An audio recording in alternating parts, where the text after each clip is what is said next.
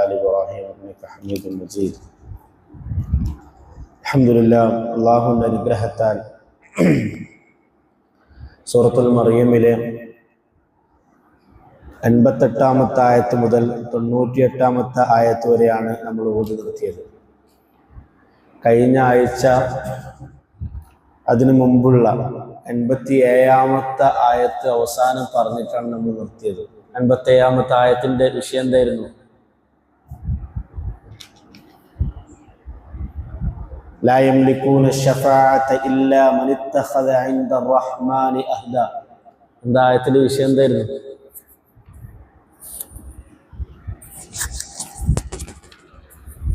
എന്താ ആർക്കെങ്കിലും ഓർമ്മയുണ്ടോ?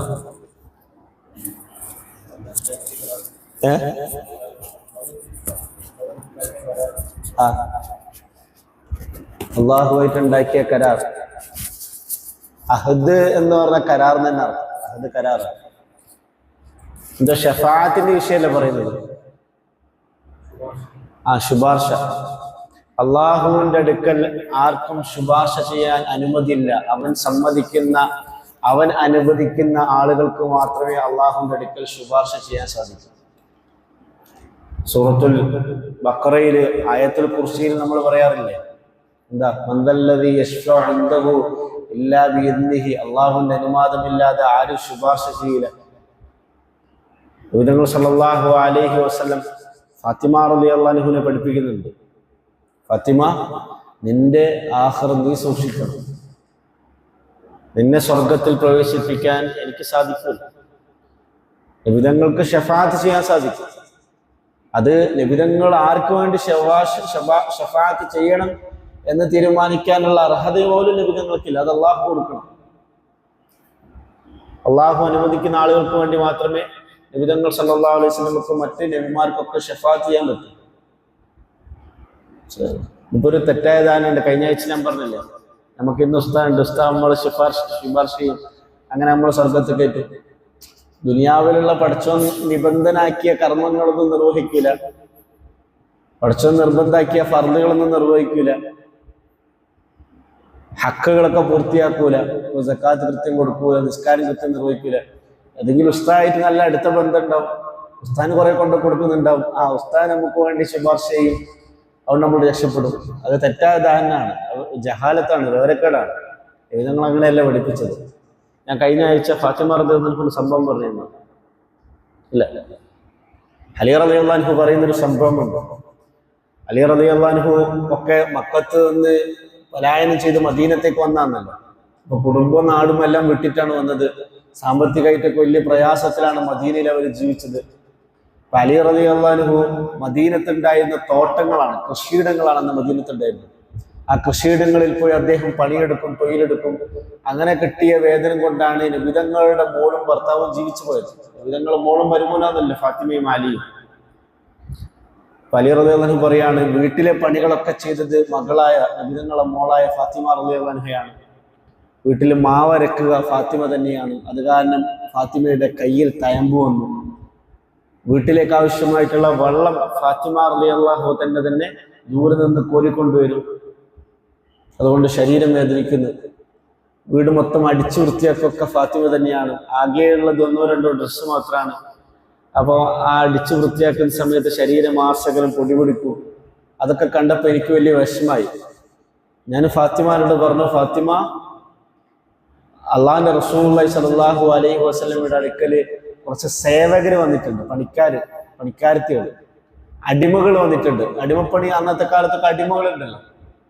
നീ പോയിട്ട് ഉപ്പാനോട് ചോദിച്ചിട്ടുണ്ടെങ്കിൽ ഉപ്പ ഒരു അടിമനത്തില്ല. അങ്ങനെ ഒരു അടിമ പെണ്ണിനെ അടിമനങ്ങ് കിട്ടിയെങ്കിൽ നമുക്ക് വീട്ടിലത്തെ പണിയൊക്കെ ഓർക്കൊണ്ട് ചെയ്യിപ്പിച്ചിട്ടുണ്ടെങ്കിൽ നിനക്ക് കുറച്ച് റാഹത്താവല്ലോ, കുറച്ച് ഫ്രീ ടൈം കിട്ടുമല്ലോ, കുറച്ചൊക്കെ നിസ്കരിച്ചിട്ടും ഖുർആൻ ഓതിയിട്ടൊക്കെ ഇരിക്കാലോ. ഫാത്തിമ റളിയല്ലാഹു അൻഹ മനസ്സോടു കൂടി പോയ സമയത്ത് കാണുന്നത് റസൂൽ സല്ലല്ലാഹു അലൈഹി വസല്ലമയുടെ അടുക്കൽ ഒരുപാട് ആൾക്കാർ വന്നിട്ടുണ്ട്. നബി സല്ലല്ലാഹു അലൈഹി വസല്ലം മക്കയുടെ ഭരണാധികാരിയാണല്ലോ. നയതന്ത്ര പ്രതിനിധികൾ വരും, മറ്റ് ഗോത്രത്തിന്റെ നേതാക്കന്മാർ വരും.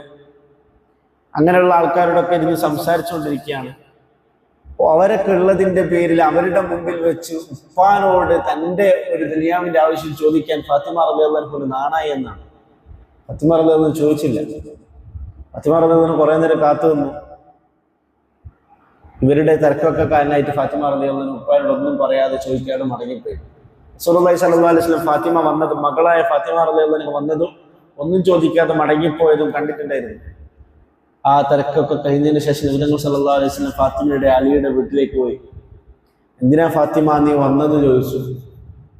ഫാത്തിമ റളിയല്ലാഹു ഉപ്പാനോട് ഒരാവശ്യപ്പെടാനുള്ള നാണം, ലജ്ജ, അത് കാരണം ചോദിച്ചില്ല. ആ ഹദീസ് നമുക്ക് അങ്ങനെ തന്നെ വായിക്കാം. നബിതങ്ങളോട് ആവശ്യപ്പെടുന്നത് അലി റളിയല്ലാഹു ആണ്. യാ റസൂലല്ലാഹ്, ഞാനാണ് ഫാത്തിമയെ അങ്ങയിലേക്ക് പറഞ്ഞത്. അലി റളിയല്ലാഹു നബിതങ്ങളെ എളാപ്പയുടെ മോനും കൂടി ആട്ടോ, നബിതങ്ങളുടെ ശിക്ഷണത്തിൽ വളർന്ന കുട്ടിയാണ്. ആ അലി റളിയല്ലാഹുവിനാണ് മോളെ കല്യാണം കഴിപ്പിച്ചു കൊടുക്കുന്നത്. ഞാനാണ് ഫാത്തിമയെ അങ്ങയുടെ അടുക്കലേക്ക് അയച്ചത്. വീട്ടിലുള്ള മാവരച്ചിട്ടും വെള്ളം കോരിക്കൊണ്ടുവന്നിട്ടും അടിച്ചു വാരിയിട്ടൊക്കെ അവൾ ആകെ ക്ഷീണിച്ച് കയ്യിൽ തയമ്പ് വന്ന് ശരീരം വേദനിക്കുന്നു, അവൾക്ക് വലിയ പ്രയാസം ഉണ്ടാകുന്നു. ഞാനാണെങ്കിൽ പഠിക്കുമ്പോൾ സാമ്പത്തികമായിട്ട് വലിയ പ്രയാസങ്ങളുണ്ട്. അതുകൊണ്ട് അങ്ങയുടെ അടുക്കലുള്ള ഒരു സേവകനെ, ഒരു അടിമയെ നമ്മൾ വീട്ടിലേക്ക് ആക്കി തന്നിട്ടുണ്ടെങ്കിൽ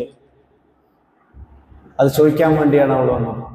അതിന് നിബിധങ്ങൾ പറയുന്ന മറുപടി, യാ ഫാത്തിമ ഇത്തഖില്ല, ഫാത്തിമ നീ അള്ളാഹുവിനെ സൂക്ഷിച്ചുകൊണ്ട് ജീവിക്കും. വാദ്ദി ഫരീളത റബ്ബിക്, നിന്റെ റബ്ബ് നിനക്ക് ഫർളാക്കിയ കർമ്മങ്ങളൊക്കെ നന്നായി നിർവഹിക്കും. നിസ്കാരം നിർവഹിക്കും, നിനക്ക് എന്തൊക്കെ ഫർളാക്കിയിട്ടുണ്ട് അതൊക്കെ നീ കൃത്യമായി നിർവഹിക്കും. വഅമലി അമല ബൈതിക്, നിന്റെ വീട്ടിലെ പണികളൊക്കെ നീ തന്നെ ചെയ്യും.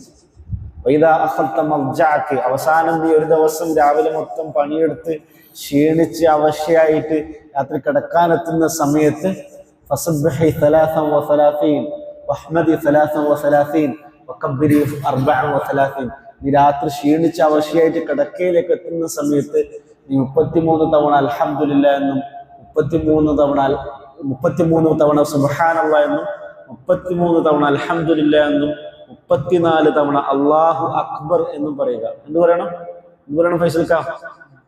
33 തവണ സുബ്ഹാനല്ലാഹ്, 33 തവണ അൽഹംദുലില്ലാ, 34 തവണ അല്ലാഹു അക്ബർ എന്ന് പറഞ്ഞ് നീ കടന്നുറങ്ങി. നബിതങ്ങൾ പറഞ്ഞു, വഹാദാ ഖൈറുൽ ലക മിൻ ഖാദിമിൻ, ഫാത്തിമ നിന്റെ വീട്ടിൽ നിന്നെ ഹെൽപ്പ് ചെയ്യാൻ ഒരു പണിക്കാരത്തി, ഒരു അടിമ പെണ്ണ് കൂടെ ഉണ്ടാവുന്നതിനേക്കാൾ നിനക്ക് ഏറ്റവും വലിയ ഖൈറിതാണ്. നബിതങ്ങൾ അതിൽ കൂടി ഉദ്ദേശിച്ചത് എന്താണ്? എന്താ, നബിതങ്ങൾക്ക് മോളോട് ഇഷ്ടമില്ലാത്തതിന്റെ പേരിലല്ലാതെ. നബിതങ്ങൾക്ക് ദുനിയാവിൽ ഏറ്റവും കൂടുതൽ ഇഷ്ടം ഉണ്ടായിരുന്നത് മോളെയാണ്.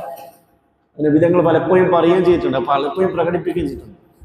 പക്ഷെ കയ്യിലുണ്ടായിരുന്ന സേവകരും അടിമകളൊക്കെ ഫാത്തിമാന്റെ അത്ര പോലും ആവശ്യമില്ലാത്ത ആൾക്കാർക്ക് കൊടുത്തു.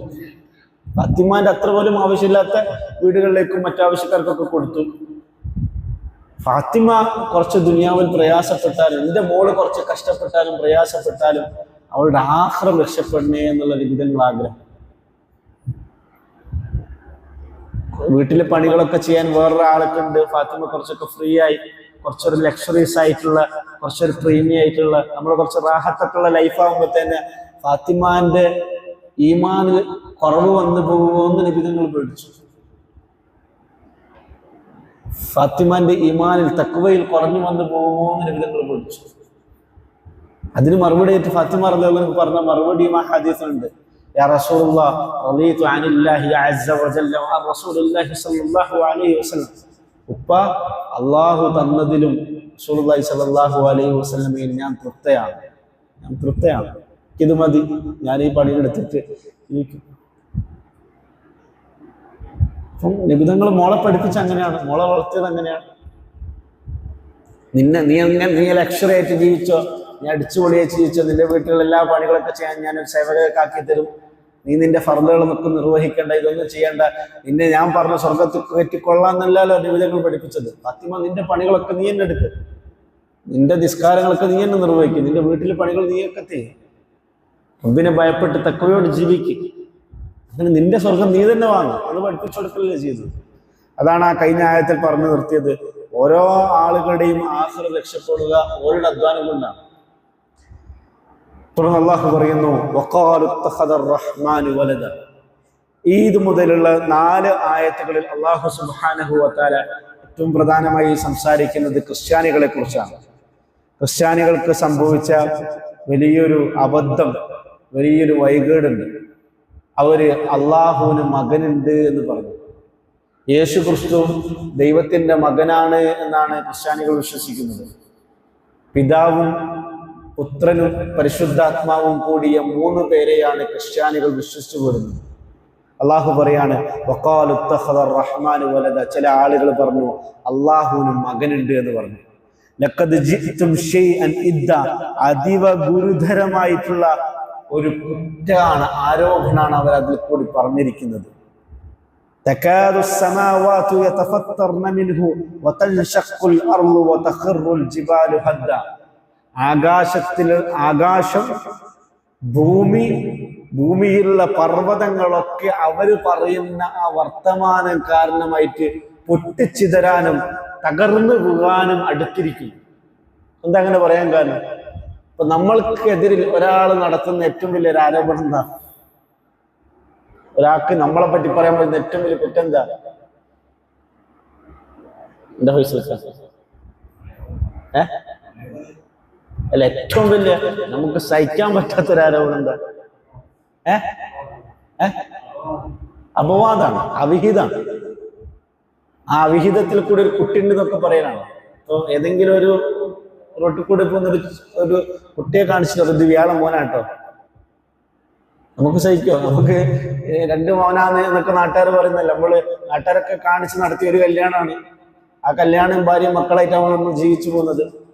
നമ്മൾ തന്നെ തകർന്നു പോവുക, നമുക്ക് മറ്റൊരു സ്ത്രീയുമായിട്ട് അവിഹിത ബന്ധമുണ്ട് എന്ന് നാട്ടുകാർ പറഞ്ഞു തുടങ്ങി, അല്ലെങ്കിൽ ഇന്ന വീട്ടിൽ ഇന്ന കുട്ടി നമ്മളതാന്ന് പറഞ്ഞിട്ട് നമുക്ക് സഹിക്കൂലല്ലോ. അത് പറഞ്ഞോടെ കൈകാര്യം ചെയ്യില്ല. അപ്പോ അത് അള്ളാഹുവിനൊക്കെ ചേർത്ത് പറയുമ്പോൾ എത്ര ഗുരുതരായിരിക്കും. അള്ളാഹുവിന് ഇല്ലാത്ത കുട്ടികൾ അള്ളാഹുവിനുണ്ട് എന്ന് പറഞ്ഞു. ഇത് ക്രിസ്ത്യാനികൾ മാത്രം ചെയ്തതല്ല, ഇത് ലോകത്തിൽ വിവിധ മതക്കാർ ചെയ്തിട്ടുണ്ട്. എത്രത്തോളം നബി സല്ലല്ലാഹു അലൈഹി വസല്ലം മക്കത്തേക്ക് വരുന്ന സമയത്ത് മക്കത്തുണ്ടായിരുന്ന മുസ്ലിങ്ങളുടെ വിശ്വാസം മലക്കുകൾ അള്ളാഹുവിന്റെ പെൺകുട്ടികളായിരുന്നു എന്നായിരുന്നു അവരുടെ വിശ്വാസം. ഒരാൾക്ക് മക്കൾ ആവശ്യമാകും എപ്പോഴാണ്? അയാളെ സഹായിക്കാൻ കൂടിയാണ്. അയാളെ ബിസിനസ് സഹായിക്കണം, അയാൾക്ക് വയസ്സായിക്കൊണ്ട് സപ്പോർട്ട് ചെയ്യണം, അതും കൂടെയാണ് മക്കൾ. അള്ളാഹുവിന് അതിൻ്റെ ഒരു ആവശ്യമില്ല. അള്ളാഹ്ക്ക് ഒരാളെ സഹായം ആവശ്യമില്ല. അപ്പൊ അള്ളാഹിനെ മോനുണ്ട് എന്ന് പറയുന്നതിലൂടെ അള്ളാഹു വേറെ ആളുകളിലേക്ക് ആവശ്യക്കാരനാണെന്ന് കൂടി അർത്ഥം വരും. ലൈസ കമിസ്ലിഹി ഷൈഉൻ. അള്ളാഹുവിനെ പോലുള്ളത് പോലില്ല എന്നാണ് ഖുർആൻ അള്ളാഹുവിനെ പറ്റി പറയാറുള്ളത്. അള്ളാഹുവിനെ പറ്റി പറയുന്ന ഏറ്റവും പ്രധാനപ്പെട്ട കാര്യങ്ങൾ സൂറത്തുൽ ഇഖ്ലാസിലെ 4 ആയത്തുകളാണ്. ഖുൽ ഹുവല്ലാഹു അഹദ്. അള്ളാഹു ഒരുവനാണ്. അല്ലാഹു സമദ്. അള്ളാഹു ആരിലേക്കും ആശ്രയനില്ല, അള്ളാഹ് കാര്യം ആവശ്യമില്ല. അതേസമയത്ത് ലോകത്തുള്ള മുഴുവൻ മാനവരും മറ്റു ജന്തുജാലങ്ങളെല്ലാം അള്ളാഹുവിലേക്ക് ആവശ്യക്കാരനാണ്. ലം യലിദ് വലം യൂലദ്. അള്ളാഹു ആരുടെയും കുട്ടിയല്ല, അള്ളാഹു ആർക്ക് ജന്മം നൽകിയിട്ടില്ല. വലം യകുൽ ലഹു കുഫുവൻ അഹദ്. അള്ളാഹുവിന് സമമായിട്ട് ആരുമില്ല. അപ്പം നമ്മൾ മനുഷ്യന്മാർക്ക് ഉണ്ടാവുന്ന ഒന്നിനെയും അള്ളാഹുവായിട്ട് സദൃശ്യപ്പെടുത്താൻ പാടില്ല. അപ്പൊ നമ്മൾ അറിയുന്നത് പോലെയാണ് അള്ളാഹു അറിയുക. അള്ളാഹുവിന് സാധിക്കുന്ന പോലെ തന്നെ നമുക്കും സാധിക്കുമെന്ന് പറയാൻ പാടില്ല. അപ്പം ഭൂമിയെ നിയന്ത്രിക്കുന്നത്, ലോകത്തുള്ള പ്രപഞ്ചത്തെ മുഴുവൻ നിയന്ത്രിക്കുന്ന അള്ളാഹുവാണ്. അപ്പൊ അള്ളാഹുവിനെ പോലെ ഭൂമിയിൽ ഇരുന്നു കൊണ്ട് ഒരാൾ നിയന്ത്രിക്കുന്നു എന്ന് പറഞ്ഞിട്ടുണ്ടെങ്കിൽ അത് ശുദ്ധ അസംബന്ധമാണ്. അത് അള്ളാഹുവിൽ പങ്കുചേർക്കുന്നവനാണ്. അപ്പൊ മുദബ്ബിറുൽ ആലമായിട്ട് അള്ളാഹു ഭൂമിയിൽ ചില ആളുകളെ നിശ്ചയിച്ചിട്ടുണ്ട് എന്നൊക്കെ പലരും വിശ്വസിക്കുന്നുണ്ട്. മുദബ്ബിർ എന്ന് പറഞ്ഞാൽ ഈ ലോകത്തിലെ കാര്യങ്ങൾ നിയന്ത്രിക്കുക, പക്ഷികൾക്ക് ഭക്ഷണം കൊടുക്കുക, മൃഗങ്ങൾക്ക് വെള്ളം കൊടുക്കുക, മഴ പെയ്യിപ്പിക്കുക, ഇങ്ങനെയുള്ള ഭൂമിയിലുള്ള കാര്യങ്ങളൊക്കെ അള്ളാഹു പലരെയും ഏൽപ്പിച്ചു കൊടുത്തിരിക്കുന്നു എന്ന് വിശ്വസിക്കുന്ന ജഹാലത്ത് പേർന്ന ആൾക്കാർ ഭൂമിയിലുണ്ട്. അത് അള്ളാഹു ഏൽപ്പിച്ചു കൊടുത്താന്ന് അവർ പറയുന്നത്. അങ്ങനെ അള്ളാഹു ആർക്കും ഏൽപ്പിച്ചു കൊടുത്തിട്ടില്ല. നബിമാർക്ക് പോലും അള്ളാഹു ഏൽപ്പിച്ചു കൊടുത്തിട്ടില്ല. മലക്കുകൾക്ക് ചില ഉത്തരവാദിത്തം കൊടുത്തിട്ടുണ്ട്. അത് അള്ളാഹുവിന്റെ ജലാലിയത്തിന്റെ ഭാഗമാണ്. അത് അള്ളാഹുവിന് വേണമെങ്കിൽ എടുത്തു കളയാം. ആ മലക്കുകൾ അള്ളാഹുവിന് വേണമെങ്കിൽ നശിപ്പിക്കാം.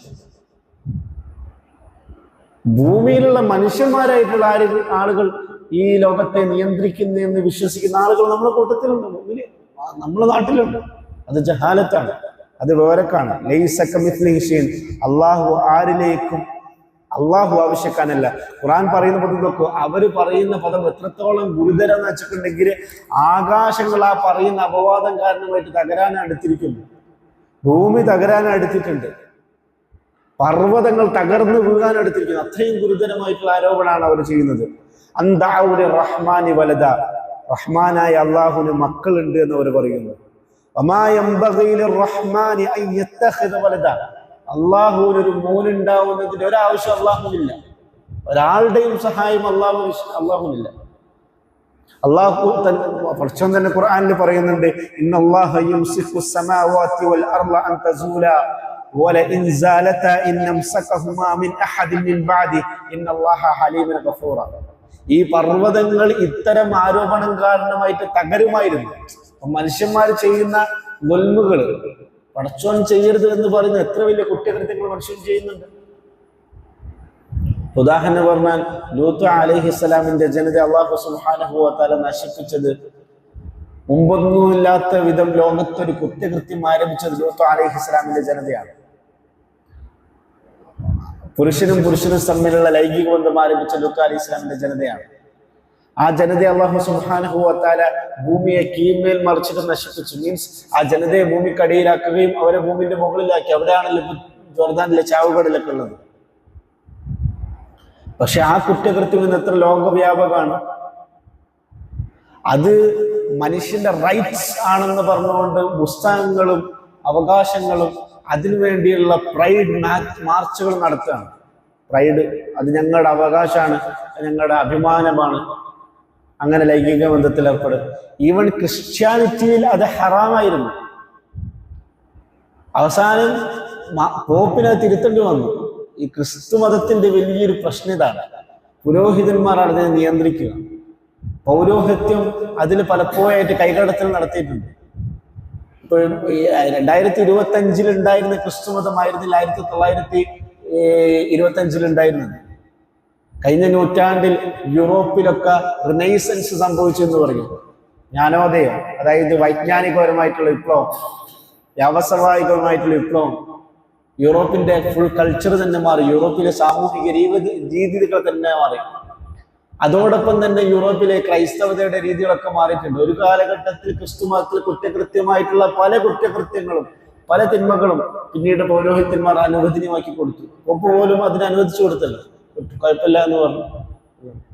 അപ്പൊ ഇത്തരം ഗുരുതരമായിട്ടുള്ള കാര്യങ്ങൾ വ്യാപകമാണ്. അത് അത്രയും വ്യാപകമാകുന്ന ഘട്ടത്തിൽ ലൂത്ത് അലൈഹിസ്സലാമിന്റെ ജനതയ്ക്ക് ഉണ്ടാകുന്നത് പോലുള്ള ശിക്ഷ ഉണ്ടാവേണ്ടതുണ്ട്. പിന്നെ എന്തുകൊണ്ട് ഉണ്ടാകുന്നില്ല? അതാണ് അള്ളാഹു പറയുന്നത്, ഇന്നല്ലാഹ യുംസിഖു സ്സമാവാതി വൽ അർള അൻ തസൂലാ.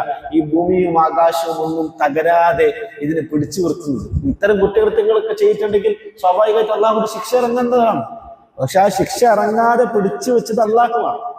അള്ളാഹുവിന്റെ ഖുർആനിൽ പറയുന്നു, മാലഹും ബിഹി മിൻ ഇൽമി വലാ ലി ആബാഇഹിം. ഇവർക്കോ ഇവരുടെ ഉപ്പമാർക്കോ ഒരു വിവരമില്ലാത്ത കാര്യമാണ് ഇവർ പറഞ്ഞുകൊണ്ടിരിക്കുന്നത്. അവർ വളരെ ഭയങ്കര ആക്ഷേപല്ലേ, ഓനക്കും അവന്റെ ഉപ്പാക്കും ഒരു വിവരമില്ല.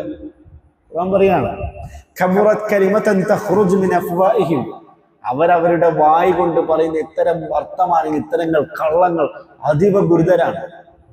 ഈ യഖൂലൂന ഇല്ലാ കദിബ. അവർ കളവാണ് പറയുന്നത്.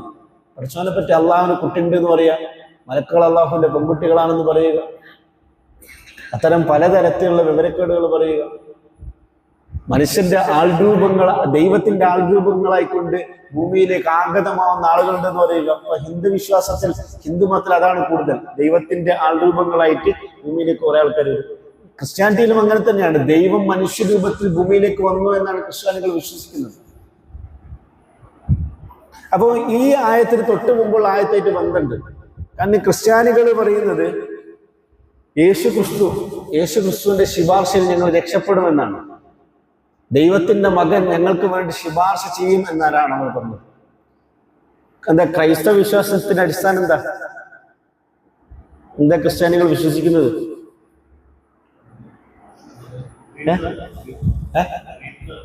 ട്രിനിറ്റി, തൃത്വം. വളരെ സിമ്പിളായി പറഞ്ഞ എളുപ്പത്തിൽ പറയാൻ പറ്റും. അതായത് ആദമും ഹവ്വയും അവര് സ്വർഗത്തിലായിരുന്നു ജീവിക്കുന്നത്. സ്വർഗത്തിൽ ജീവിക്കുന്ന അവര് ദൈവം കഴിക്കരുത് എന്ന് പറയുന്ന ഒരു ഫലം കഴിച്ചു. അത് കഴിക്കുന്നതിലൂടെ ഇവര് ദൈവത്തിന് വിരുദ്ധമായിട്ടുള്ള പ്രവർത്തനം ചെയ്തു. അതിന്റെ പേരിൽ ദൈവം അവരെ ഭൂമിയിൽ നിന്ന് പുറത്താക്കി. ആ ആദമും ഹവ്വയും ചെയ്ത കുറ്റത്തിൽ മനുഷ്യരെല്ലാവരും കുറ്റക്കാരാണ്. ഭയങ്കര വിവരക്കേടല്ലേ, ജഹാലത്തല്ലേ. ആദമും ഹവ്വയും ചെയ്ത കുറ്റത്തിൽ ഞാനെന്തിന് കുറ്റക്കാരനാണ്? ഒപ്പ് ചെയ്ത് കുറ്റല്ലേ, അത് നമ്മൾ സ്വാഭാവികം ചെയ്യിക്കില്ലേ? ആ ആദം ചെയ്ത ആ കുറ്റത്തിൽ നമ്മളൊക്കെ കുറ്റക്കാരാണ്. അപ്പൊ ഈ കുറ്റം പൊറുക്കാൻ വേണ്ടി ദൈവം തന്നെ എന്ത് ചെയ്തു? അവന്റെ റഹ്മത്തിൽ, അവന്റെ കരുണയുടെ പേരിൽ മനുഷ്യനായി കൊണ്ട് ഭൂമിയിൽ അവതരിച്ചു. അതാണ് യേശു ക്രിസ്തു. ഈ കുറ്റം നമുക്ക് വേണ്ടി പൊറുപ്പ് ചേരാൻ വേണ്ടി യേശു ക്രിസ്തു നമുക്ക് വേണ്ടി കുരിശിലേറി. അപ്പോ ദൈവം മനുഷ്യപുത്രന്റെ കോലത്തിൽ വന്നു നമുക്ക് വേണ്ടി കുരിശിലേറി. നമ്മുടെ പാപങ്ങൾ പൊറുപ്പിക്കാൻ വേണ്ടി ദൈവം ചെയ്യുന്നത്. അപ്പൊ നമ്മുടെ ഉത്തരവാദിത്വം എന്താണ്? ആ യേശു ക്രിസ്തുവിനെ തൃപ്തിപ്പെടുത്തുക, ആ യേശു ക്രിസ്തുവിനെ വിശ്വസിക്കുക, ആ യേശു ക്രിസ്തുവിനെ വാഴ്ത്തുക, അങ്ങനെ പുകഴ്ത്തുക. അങ്ങനെ ദൈവത്തിന്റെ പുത്രനെ വാഴ്ത്തുകയും പുകഴ്ത്തുകയും ചെയ്തിട്ടുണ്ടെങ്കിൽ നമുക്ക് സ്വർഗത്തിൽ രക്ഷപ്പെടാം എന്നാണ് അവർ വിശ്വസിക്കുന്നത്. സുവിശേഷം കേൾക്കാറില്ലേ?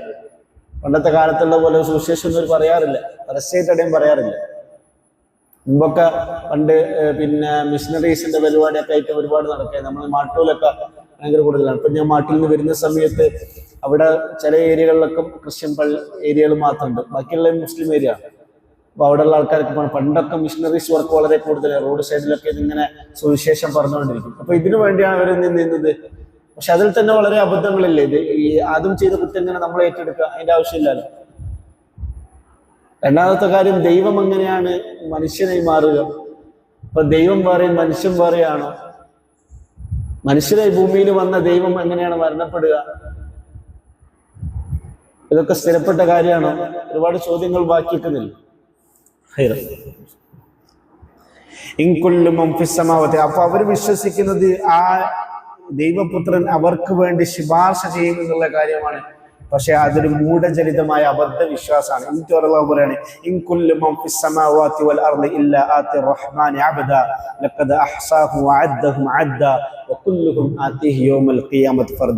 മനുഷ്യരെല്ലാവരും അള്ളാഹുവിന്റെ അടുക്കൽ ഒറ്റക്കൊറ്റക്ക വരിക. അപ്പൊ യേശു ക്രിസ്തു കൂടെ ഉണ്ടാവൂല, കന്യാമറിയം കൂടെ ഉണ്ടാവൂല, വേറെ ആരും നമ്മുടെ കൂടെ ഉണ്ടാവില്ല, നമ്മൾ ഒറ്റക്കായിരിക്കും. അപ്പം ദുനിയാവിൽ ജീവിക്കുന്ന സമയത്ത് നമ്മുടെ വലിയൊരു പിടിവള്ളിയാണ് നമുക്ക് ആരൊക്കെ ഉണ്ട് എന്നുള്ള വിശ്വാസം. ഇപ്പൊ എന്തെങ്കിലും കുരുത്തക്കേട് ഒപ്പിക്കുന്ന സമയത്ത് എനിക്ക് ഇന്ന് രാഷ്ട്രീയക്കാരനെ പരിചയമുണ്ട്, എനിക്ക് അവിടെ ഹാൻഡ് ഉണ്ട്, ഇവിടെ ഹാൻഡ് ഉണ്ട്, ഈ മന്ത്രി ഞാൻ എന്താണ്.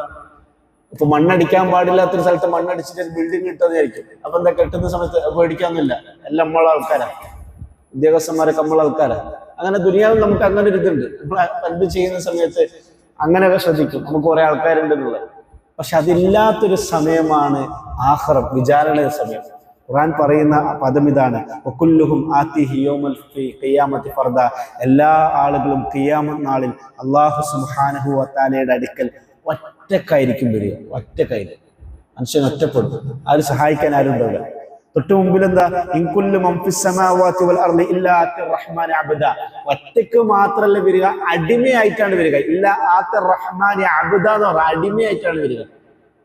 അപ്പൊ നമ്മളെ യജമാനൻ കളി, നമ്മളെ മുതലാളി കളി, നമ്മളെ പൈസക്കാരൻ കളി, അതൊന്നും നടക്കൂല. അബ്ദ്, അടിമ. പഠിച്ചവന്റെ മുമ്പിൽ അടിമയാണ്, അള്ളാന്റെ മുമ്പിൽ അടിമയായിട്ട് നിൽക്കാൻ പറ്റും. ഒറ്റക്കാണ്, അടിമയാണ്. അപ്പൊ ഒന്നുമില്ല. ആ അവസ്ഥയിലായിരിക്കും ഹിസാബിന്റെ യൗമുൽ ഖിയാമയുടെ ദിവസം മനുഷ്യന്മാർ അള്ളാഹിന്റെ മുമ്പിൽ വരിക. അള്ളാഹു തുടർന്ന് പറയുന്നു, ഇന്നല്ലദീന ആമനു വഅമിലുസ് സ്വാലിഹാത്ത്. ഇന്നല്ലദീന ആമനു, സത്യവിശ്വാസികളായിട്ടുള്ള ആളുകൾ, വഅമിലുസ് സ്വാലിഹാത്ത്, സൽക്കർമ്മം ചെയ്തിരിക്കുന്ന ആളുകൾ, സയജഅലു ലഹുർ റഹ്മാനു വുദ്ദ. അല്ലാഹു സുബ്ഹാനഹു വ തആല അവരെ ഇഷ്ടപ്പെടുന്നതാണ്. ഖുർആൻ ഇവിടെ ഉപയോഗിച്ച പദം സയജഅൽ ലഹുർ റഹ്മാനു വുദ്ദ. അവരോടുള്ള ഇഷ്ടത്തെ, സ്നേഹത്തെ അള്ളാഹു ഇങ്ങനെ നിക്ഷേപിച്ച് സൂക്ഷിച്ചു വെച്ചിട്ടുണ്ട്. അള്ളാഹുവിനെ ഇബാദത്തെടുക്കുന്ന ആളുകൾ, റബ്ബിനെ വിശ്വസിക്കുന്ന ആളുകൾ റബ്ബിന് ഇഷ്ടമാണ്. ഭയങ്കര കാര്യമില്ലേ? നമ്മൾ അള്ളാഹിനെ ഇഷ്ടപ്പെടുന്നു എന്നതിനേക്കാൾ എത്ര മനോഹരമായിട്ടുള്ള കാര്യമാണ് നമ്മൾ വിശ്വസിക്കുന്ന, നമ്മൾ നിസ്കരിക്കുന്ന അള്ളാഹു നമ്മളെ ഇഷ്ടപ്പെടുന്നു എന്നുള്ള കാര്യം. ഈ സൂറത്തിന്റെ പേര് മറിയം എന്നാണ്. മറിയം അലൈഹി ഇസ്ലാമിനെ ആലോചിച്ച് നോക്കും. മറിയം അലൈഹി ഇസ്ലാം അള്ളാഹുവിനെ ഇഷ്ടപ്പെട്ടു. മറിയം അലൈഹി ഇസ്ലാം വിവാഹം ചെയ്തിട്ടുണ്ട്. തന്റെ ഇഷ്ടത്തെ മറ്റാർക്കും കൊടുക്കാത്ത ഒരാളാണ് മറിയം ബീവി. വിവാഹം കഴിച്ചിട്ടില്ല, ഭർത്താവില്ല, ലൈംഗിക ബന്ധത്തിൽ ഏർപ്പെട്ടിട്ടില്ല. വളരെ കുഞ്ഞുനാളിൽ തന്നെ സക്കരിയ അലൈഹി ഇസ്ലാം ഉപ്പയും ഉമ്മയും ഒക്കെ ബൈത്തുൽ മഖ്ദിസിന് വേണ്ടി സമർപ്പിച്ചാണ് മറിയം അലൈഹി ഇസ്ലാമിനെ. ജീവിതകാലം മൊത്തം ബൈത്തുൽ മഖ്ദിസിന്റെ ചാരത്തായി അള്ളാഹുവിന് ഇബാദത്ത് എടുത്തുകൊണ്ട് ജീവിച്ചു തീർത്ത ഒരു മഹദിയാണ് മറിയം ബീവി. ആ മറിയം ബീവി അള്ളാഹു ഇഷ്ടപ്പെട്ടു. അതിൽ തന്നെ നമ്മൾ വായിച്ചു വന്നതിൽ വേറെയും ഒരുപാട് വിഷയങ്ങളുണ്ട്. മറിയം ബീവിയെ ജീവിക്കുന്ന കാലഘട്ടത്തിൽ അവിടെയുള്ള ആൾക്കാർ വിശ്വസിച്ചില്ല. അതായത് മറിയം ബീവി ഒരു കുഞ്ഞിനായിട്ട് വന്ന സമയത്ത് അക്കാലഘട്ടത്തിൽ ജൂതന്മാർ എന്താ പറഞ്ഞത്? മറിയം നീ വേശ്യയാണെന്ന് പറഞ്ഞു, നീ വ്യഭിചാരിയാന്ന് പറഞ്ഞു, ഇല്ലേ? കാരണം എന്താ? മറിയം ബീവിക്ക് ഭർത്താവില്ലാത്തൊരു പെണ്ണ് കുഞ്ഞിനായിട്ട് വന്ന സമയത്ത് എന്താ പറഞ്ഞത്? നീ വേശ്യയാണ്. എല്ലാ ആളുകളും മറിയം ബീവിയെ അപവാദം പറഞ്ഞു, കുറ്റം പറഞ്ഞു, കളിയാക്കി, പരിഹസിച്ചു. പക്ഷെ എല്ലാ ആളുകളും, ചുറ്റിലുള്ള മനുഷ്യർ മുഴുവൻ മറിയം ബീവിക്കെതിരായ സമയത്തും അള്ളാഹു ഇഷ്ടപ്പെട്ടു. അതാണ് നമ്മൾ ചിന്തിക്കുന്ന കാര്യം. ഭൂമി ലോകത്തുള്ള ആൾക്കാരൊക്കെ നമ്മളെ പറ്റി വെറുത്താലും നമ്മളെ ഇഷ്ടപ്പെടാതിരുന്നാലും അള്ളാഹു നമ്മളെ ഇഷ്ടപ്പെടുന്നുണ്ടെങ്കിൽ അതാണ് ഏറ്റവും വലുത്. അതാണ് മറിയം അലൈഹി സ്വലം പഠിപ്പിക്കുന്നത്. റസൂലുള്ളാഹി സ്വല്ലല്ലാഹു അലൈഹി വസല്ലം പഠിപ്പിക്കുന്ന ഒരു ഹദീസ് ഉണ്ട്. ഇന്നല്ലാഹ ഇദാ അഹബ്ബ അബ്ദൻ, അല്ലാഹു സുബ്ഹാനഹു വ തആല എങ്ങാനും ഒരു മനുഷ്യനെ ഇഷ്ടപ്പെട്ടാൽ ദഅ ജിബ്രീലിനെ വിളിക്കും. ഫഖാൽ, എന്നിട്ട് ജിബ്രീലിനോട് പറയും, ഇന്നി ഉഹിബ്ബു ഫുലാനൻ ഫഅഹിബ്ബഹു, ഞാൻ ഇന്ന ആളെ ഇഷ്ടപ്പെടുന്നുണ്ട് കേട്ടോ, അവനെ നീ ഇഷ്ടപ്പെടണമെന്ന് പറയും. ഫയുഹിബ്ബുഹു ജിബ്രീൽ, അപ്പൊ ജിബ്രീലിനും ആ മനുഷ്യനോട് ഇഷ്ടം തോന്നും. സുമ്മ യുനാദി ഫിസ്സമാ, ജിബ്രീൽ ആകാശത്തിലുള്ള മുഴുവൻ മലക്കുകളെയും വിളിച്ചു കൂട്ടും. ഫയഖൂൽ ഇന്നല്ലാഹ യുഹിബ്ബു ഫുലാന ഫഅഹിബ്ബു, അല്ലയോ ആകാശത്തിലുള്ള മുഴുവൻ അള്ളാഹുവിന്റെ സൃഷ്ടികളായ മലക്കുകളെ, അള്ളാഹു ഇന്ന മനുഷ്യനെ ഇഷ്ടപ്പെടുന്നുണ്ട് കേട്ടോ, അതുകൊണ്ട് ഞാനും അവനെ ഇഷ്ടപ്പെടുന്നുണ്ട്, നിങ്ങൾ എല്ലാവരും അവനെ ഇഷ്ടപ്പെട് എന്ന് ആകാശത്തിലുള്ള മലക്കുകളോട് വിളിച്ചു പറയും. എന്ത് സംഭവിക്കും? ആകാശത്തിലുള്ള മലക്കുകൾ മാത്രല്ല, ഭൂമിയിൽ ആ മനുഷ്യർക്ക് ഒരു കബൂലിയത്ത് ഉണ്ടാവും, അല്ലെ? ചില ആളുകളോട് നമുക്കൊരു സ്നേഹം ഉണ്ടാവില്ല, നമുക്കൊരു ഇഷ്ടം ഉണ്ടാവില്ലേ? ഇപ്പൊ മരണപ്പെട്ടു പോയ ചില ആളുകൾ, അവരിന്ന് ജീവിച്ചിരുന്നെങ്കിലും നമ്മൾ ആഗ്രഹിക്കും. അവർ ചെയ്ത നന്മകളൊക്കെ നമ്മൾ വലിയ സന്തോഷത്തോടുകൂടി ഓർക്കും. ഓരെ പറ്റി നമ്മൾ എന്തേ പറയുന്നത്? നല്ലതേ പറയും, നമ്മൾ കുറ്റം പറയില്ല. നമുക്ക് ചില കുറ്റം ഓരെ പറ്റി നമുക്ക് അറിയണ്ടാവും, അറിഞ്ഞാൽ പോലും നമ്മൾ എന്ത് ചെയ്യൂല, അവരെ പറ്റി നമ്മൾ കുറ്റം പറയൂല, അല്ലേ? അതെന്തുകൊണ്ടാണ്? അവർക്ക് ഭൂമിയിൽ അള്ളാഹു ഒരു കബൂലിയത്ത് ഇട്ടു കൊടുത്തു. എന്തുകൊണ്ടാണ് ഭൂമിയിൽ അവർക്ക് അള്ളാഹു കബൂലിയത്ത് ഇട്ടു കൊടുത്തത്? അവർ അള്ളാഹുവിനെ ഇഷ്ടപ്പെട്ടു, അള്ളാഹു അവരെയും തിരിച്ചിഷ്ടപ്പെട്ടു. മനുഷ്യരുടെ മനസ്സിലൊക്കെ ഇഷ്ടത്തെ ഇട്ടു കൊടുത്തു. ഈ സ്നേഹം എന്ന് പറയുന്ന സാധനം അത് അള്ളാഹു കൊടുക്കണം. പലപ്പോഴും നമ്മൾ കല്യാണങ്ങളില്ലേ, വിവാഹങ്ങളിൽ പറയുന്നൊരു കാര്യമാണ്, വിവാഹവും കല്യാണമൊക്കെ നമുക്കുള്ള പൈസക്ക് ഉള്ളത് പോലെ എന്ത് ചെയ്യാം, നമുക്ക് അത്യാവശ്യം ആൾക്കാരൊക്കെ സന്തോഷിപ്പിക്കുന്ന രീതിയിൽ നല്ല രീതിയിൽ നടത്താം, അമിതവ്യയമില്ലാതെ നടത്താം. പക്ഷെ അള്ളാഹ്ക്ക് ഇഷ്ടമില്ലാത്ത ഒന്നും വിവാഹങ്ങൾ ഉണ്ടായിരുന്നു. പഠിച്ചോന് ഇഷ്ടമില്ലാത്ത കാര്യങ്ങൾ, പഠിച്ചോന് വെറുപ്പിക്കുന്ന കാര്യം ഉണ്ടാകാൻ പാടില്ല. അത് പറയാനുള്ള ഏറ്റവും പ്രധാനപ്പെട്ട കാര്യം, പഠിച്ചോന് ഇഷ്ടമില്ലാത്ത കാര്യം ചെയ്തിട്ടുണ്ടെങ്കിൽ മഹല്ല് കമ്മിറ്റി നമ്മളെ ബഹിഷ്കരിക്കും എന്നുള്ളതിന്റെ പേരിലൊന്നല്ല. അല്ലെങ്കിൽ നാട്ടുകാരെന്തെങ്കിലും കുശുക്ക് പറയും, അയാൾ ഭയങ്കര പള്ളി കമ്മിറ്റിക്കാരനാണ്, പക്ഷെ എന്താ അയാളെ മോളെ കല്യാണത്തിൽ എന്താ കാട്ടിക്കൂട്ടിയത്, എന്തൊക്കെ ഹറാമാണ് അവിടെ നടന്നത് എന്ന് നാട്ടുകാർ പറയുന്നതിന്റെ പേരില്ല. അതിനെക്കാട്ടി നമ്മൾ ഭയപ്പെടുന്ന കാര്യം, നമ്മളെ വീട്ടിൽ വെച്ച് നടന്നൊരു വിവാഹം, ഒരു പരിപാടി അള്ളാഹ്ക്ക് ഇഷ്ടമില്ലാത്ത രീതിയിൽ നടന്നൊരു പരിപാടിയാണെങ്കിൽ പിന്നെ അള്ളാഹു അതിൽ ബർക്കത്തിട്ട് കൊടുക്കൂലല്ലോ. ഒരു കല്യാണം കഴിഞ്ഞു 10, 40, 50 ലക്ഷം പൊട്ടിച്ചു നമ്മൾ വിചാരിക്കാം. ഈ കല്യാണം കഴിഞ്ഞാൽ ഈ പെൺകുട്ടിയും ആൺകുട്ടിയും ജീവിക്കണ്ടേ, ഒരു 60, 40 വർഷം ജീവിക്കണ്ടേ? ഈ ജീവിക്കുന്ന കാലം മുഴുവൻ ഇവരുടെ മനസ്സിൽ അങ്ങോട്ടും ഇങ്ങോട്ടും സ്നേഹം ഉണ്ടാകണ്ടേ? ഭാര്യക്കും ഭർത്താവിനോടും ഭർത്താവിന് ഭാര്യക്കും സ്നേഹം ഉണ്ടാകണ്ടേ? ആ സ്നേഹം കൽബിൽ ഇട്ട് കൊടുക്കേണ്ട പഠിച്ചോന്നില്ല, ഉള്ളിൽ പുറത്തുനിന്ന് ഉണ്ടാക്കി കൊടുക്കാൻ പറ്റുമോ? നമ്മൾ കല്യാണം 1 കോടിയുടെ കല്യാണമാക്കി, അതുകൊണ്ട് മോളും ഭർത്താവും തമ്മിലുള്ള സ്നേഹം കൂടുമോ? ഇല്ലല്ലോ. വളരെ ലക്ഷറീസ് ആയിട്ടുള്ള ഗിഫ്റ്റ് അങ്ങോട്ടും ഇങ്ങോട്ടും കൊടുത്തു, അതുകൊണ്ട് സ്നേഹം കൂടുമോ? ഇല്ലല്ലോ. അങ്ങനെ എത്ര നല്ല ഗിഫ്റ്റ് കൊടുത്ത് കല്യാണങ്ങൾ തലാഖായി പോയിട്ടുണ്ടെങ്കിൽ നമ്മൾ തന്നെ എത്ര മസ്ലഹത്ത് പറയേണ്ടി വന്നിട്ടുണ്ട്, എത്ര മധ്യസ്ഥം പറയേണ്ടി വന്നിട്ടുണ്ട്. ഭയങ്കര ആഷ്പൂഷായിട്ട് ഒരാഴ്ച നീണ്ടു നിന്ന കല്യാണമാണ്.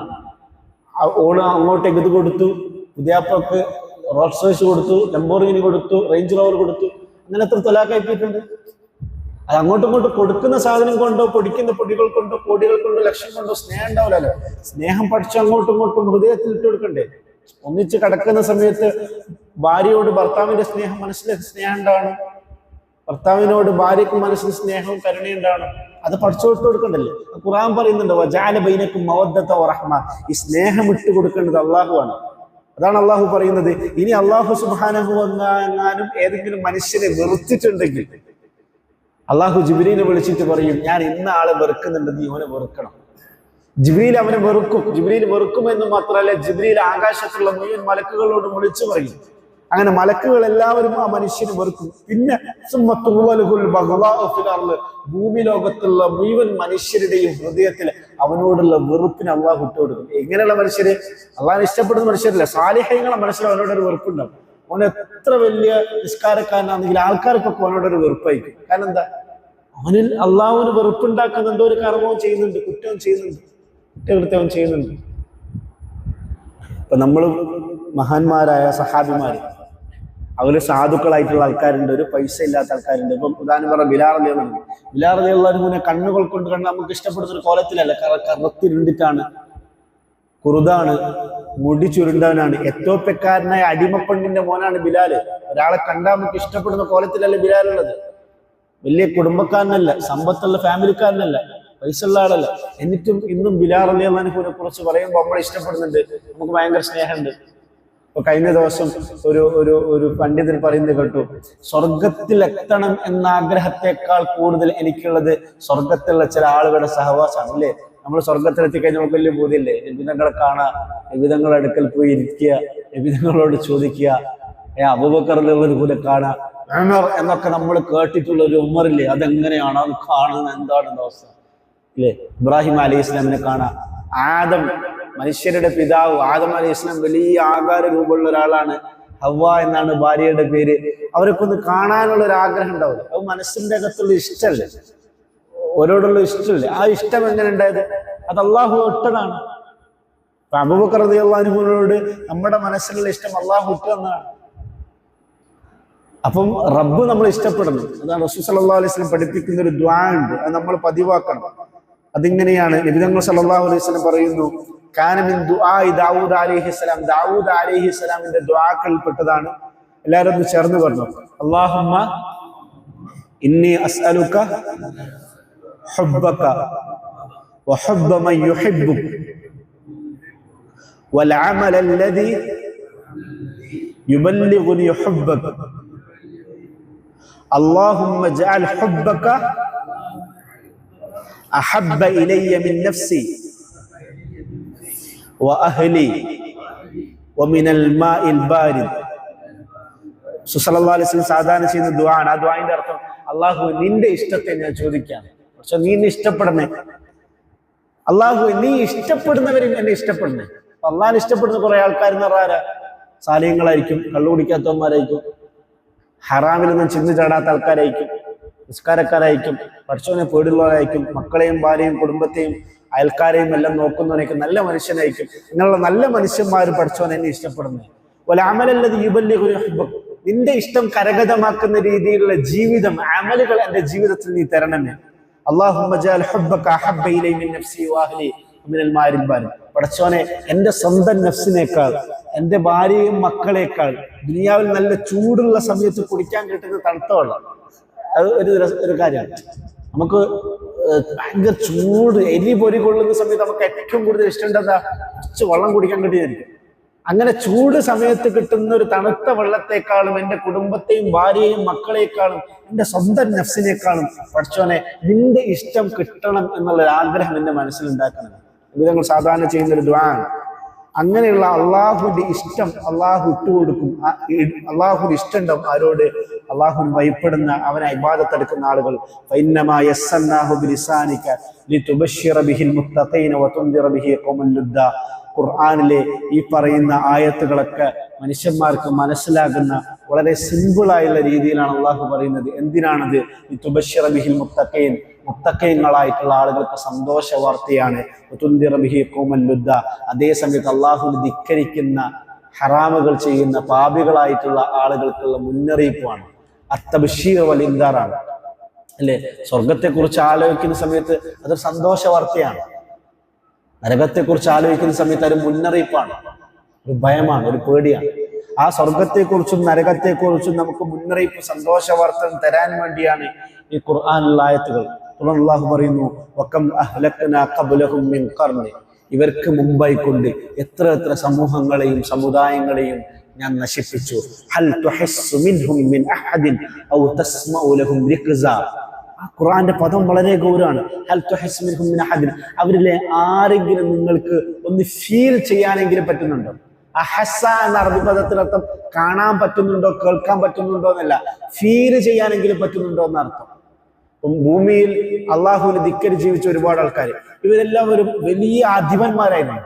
ഫിർഔൻ ഒരുപാട് പ്രദേശങ്ങളുടെ രാജ്യങ്ങളുടെ അധിപനായിരുന്നു ഫിർഔൻ. അന റബ്ബുക്കുമല്ലാതെ ഞാനാണ് ലോകത്തിലെ ദൈവം എന്ന് പറഞ്ഞ ആളാണ് ഫിർഔൻ. ആ ഫിർഔന്റെ അഹങ്കാരം കെട്ടടങ്ങിയില്ലേ, അവൻ നശിച്ചു പോയില്ലേ? ഖാറൂൻ, ഇന്ന് ലോകത്ത് എത്ര വലിയ ബില്യനേഴ്സും ട്രില്യനേഴ്സും വന്നാലും ഖാറൂന്റെ അത്ര സമ്പത്തുള്ള ഒരാളിന് വരൂല എന്നാണ് പറയപ്പെടുന്നത്. ഖാറൂൻ മൂസാ അലൈഹി സ്വലാമിന്റെ കാലഘട്ടത്തിൽ ജീവിച്ച വലിയ ധനികനായിരുന്നു അദ്ദേഹം. അദ്ദേഹത്തിന്റെ സ്വർണ്ണ ഖജനാവുകളുടെ സൂക്ഷിക്കുന്ന താക്കോലുകൾ ചുമക്കാൻ പോലും ലക്ഷോപലക്ഷക്കണക്കിന് വരുന്ന ഒട്ടകങ്ങളൊക്കെ വേണ്ടി വന്നതാണ്. സമ്പത്ത് സൂക്ഷിക്കാൻ വേണ്ടിയുള്ള അലമാരകളുടെ ഖജനാവുകളുടെ താക്കോലുകൾ തന്നെ സൂക്ഷിക്കാൻ അത്രയും വലിയ സമ്പത്തിന്റെ ഉടമസ്ഥനായിരുന്നു ഖാറൂൻ എന്ന് പറയുന്ന ആള്. പക്ഷെ അയാൾ നശിച്ചുപോയില്ലേ? ഖുർആൻ അതിന്റെ വിഷയം പറയുന്നുണ്ടല്ലോ. ഖുർആൻ ചോദിക്കാൻ ഹൽ തുഹസ്സു മിൻ അഹദിൻ, അവരെ ഫീൽ ചെയ്യാൻ നിങ്ങൾക്ക് പറ്റുന്നുണ്ടോ? പിന്നെ ഖുർആൻ റിക്സ എന്ന അറബി പദത്തിനർത്ഥം നേർത്ത ശബ്ദം എന്താണ്, നേരിയ ശബ്ദം എന്നാണ്. അവരുടെയൊക്കെ എന്തെങ്കിലും നേരിയ ശബ്ദമെങ്കിലും നിങ്ങൾ കേൾക്കുന്നുണ്ടോ? ഇപ്പൊ നമ്മൾ മരിച്ചുപോയവരെ കുറിച്ച് ആലോചിക്കും. ആ മരിച്ചുപോയ ആൾക്കാരില് ദൈവമൊന്നുമില്ല, റബ്ബൊന്നുമില്ല, മരണമൊന്നുമില്ല, മരണത്തിന് ശേഷം ഒരു ജീവിതമൊന്നുമില്ല എന്നുള്ള അഹങ്കാരത്തോടു കൂടി ജീവിച്ച കുറെ ആൾക്കാരില്ലേ? അവരാരെങ്കിലും അവശേഷിക്കുന്നുണ്ടോ? അവർ മരിച്ചുപോയില്ലേ? നശിച്ചുപോയില്ലേ? അവരുടെ ശബ്ദം പോലും കേൾക്കാൻ പറ്റുന്നുണ്ടോ? ഇല്ല. അവരുടെ ഒരു നേരിയ ശബ്ദം പോലും കേൾക്കാൻ പറ്റുന്നുണ്ടോ? അവരുടെ അഹങ്കാരമൊക്കെ കെട്ടടങ്ങിപ്പോയില്ലേ? അളിഞ്ഞുപോയില്ലേ? ഇപ്പൊ കഴിഞ്ഞ ദിവസം ഒരാള് പറഞ്ഞൊരു കാര്യമുണ്ട്, മനുഷ്യന്മാർക്ക് അഹങ്കാരം തോന്നുന്നുണ്ടെങ്കിൽ അവർ രണ്ടവസ്ഥയെ കുറിച്ച് ആലോചിക്കണം. മനുഷ്യന് അഹങ്കാരം, ഞാൻ വലിയവനാണ്, റബ്ബൊന്നുമില്ല, ദൈവമൊന്നുമില്ല, ഞാനാണ് വലിയവൻ എന്ന് തോന്നുന്നുണ്ടെങ്കിൽ അവന്റെ തന്നെ രണ്ടവസ്ഥയെ കുറിച്ച് ആലോചിച്ചാൽ മതി. ഒന്നാമത്തെ അവസ്ഥ ബീജാവസ്ഥയാണ്. ബീജം എന്താ? ബീജം എന്ന് പറഞ്ഞാൽ സ്പേം. ആരെങ്കിലും ഒരാള് ഇതിന്റെ സ്പേമാന്ന് പറഞ്ഞ് കാണിച്ചു കൊടുക്കും? ഇല്ല, ആർക്കും കാണാതെ നാണക്കേടായിട്ട് നടക്കുന്നതാണ്. ഇത് അടുത്ത് വെക്കുവോ ഈ സാധനം? ബീജം ആരെങ്കിലും റൂമിൽ വെക്കുവോ? കാരണം അതിന്റെ സ്മെല്ലെന്താ? ചീഞ്ഞ മുട്ടയുടെ സ്മെല്ല് എന്നല്ലേ പറയുക. ചീഞ്ഞു നാറിയ മുട്ടയുടെ സ്മെല്ലുള്ള സാധനമല്ല അത്. അപ്പൊ മനുഷ്യനുണ്ടാകുന്നതിന് മുമ്പുള്ള ഒരു അവസ്ഥയല്ല അത്. ബീജം കയറിപ്പോയി പെണ്ണിന്റെ ഗർഭാശയത്തിന്റെ അകത്തുള്ള അണ്ടത്തോട് ചേരുമ്പോഴാണ് കുഞ്ഞുണ്ടാവുക. ആ കുഞ്ഞുണ്ടാകുന്നതിന് മുമ്പ്, ആ കുഞ്ഞ് ആകുന്നതിന് മുമ്പുള്ള അവസ്ഥയാണ് ഈ ബീജം എന്നുള്ള അവസ്ഥ. അതൊരാളുടെ മുമ്പിൽ നമ്മൾ കാണിച്ചു കൊടുക്കാത്ത, തൊട്ടടുത്തിട്ടുണ്ടെങ്കിൽ മൂക്ക് നമ്മൾ പൊത്തുന്ന അത്രയും മുത്തുകെട്ടൊരവസ്ഥയിലാണ് മനുഷ്യനുള്ളത്. അത് ഒരവസ്ഥ. ഇനി ഇതൊക്കെ കഴിഞ്ഞതിന് ശേഷമുള്ള ഒരവസ്ഥ ഉണ്ട്. അതെന്താ? ഒരാള് ചത്ത് അവശിഷ്ടമായി, അയാളുടെ ശരീരം മരിച്ച് അതിൽ പുഴുവരിക്കുന്നു, അതിൽ പ്രാണികൾ അരിക്കുന്നു, അതിങ്ങനെ ചീഞ്ഞു നാറുന്ന ഒരു അവസ്ഥ ഉണ്ടല്ലോ. 3 ദിവസമൊക്കെ വീട്ടിന്റെ അകത്ത് മറമാടാതെ വെച്ച് ഇത് ചീഞ്ഞു നാറൂലേ? ആ ചീഞ്ഞു നാറുന്ന ബോഡി കണ്ടിട്ട് ഇതിന്റെ ബോഡിയാന്ന് പറയും. ഒരാൾ എത്ര പുട്ടിട്ടിട്ട് എത്ര ഭംഗി കൊണ്ട് നടന്ന ശരീരമാണെങ്കിൽ പോലും ഇതെന്റെ ശരീരമാണ്, എന്റെ കൈയാണ്, കാലാണ് പറയില്ലല്ലോ. കാരണം അത്ര നാറുന്നുണ്ടാവൂലേ? മനുഷ്യന് രണ്ടവസ്ഥകളാണ്. ഒന്ന് സ്പേം എന്ന് പറയുന്നത് ബീജത്തിന്റെ അവസ്ഥയാണ്, ഒന്ന് മരിച്ചതിന് ശേഷമുള്ള ജഡാവസ്ഥയാണ്. രണ്ടവസ്ഥയാണ്. ഈ രണ്ടവസ്ഥകളെ കുറിച്ച് മനുഷ്യൻ, ഇതിന്റെ രണ്ടിന്റെയും ഇടയിലുള്ളതാണല്ലോ ലൈഫ് എന്ന് പറയുന്ന സാധനം. LIFE, ലൈഫ്, ജീവിതം എന്ന് പറയുന്ന സാധനം ഈ രണ്ടിന്റെ ഇടയിലുള്ള സാധനമല്ലേ? ഈ ലൈഫിൽ ഒരാൾക്ക് അഹങ്കാരം തോന്നുന്നുണ്ടെങ്കിൽ ഇതിന് മുമ്പുള്ള രണ്ടവസ്ഥയെ കുറിച്ച് ആലോചിച്ചോ. എത്ര ശരിയാണ്.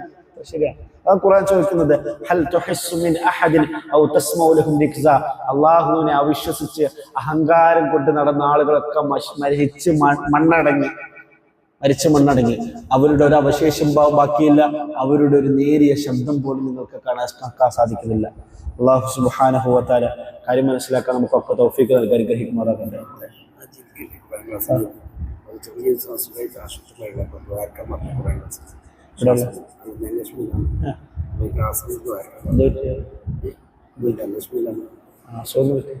ശ്വാസം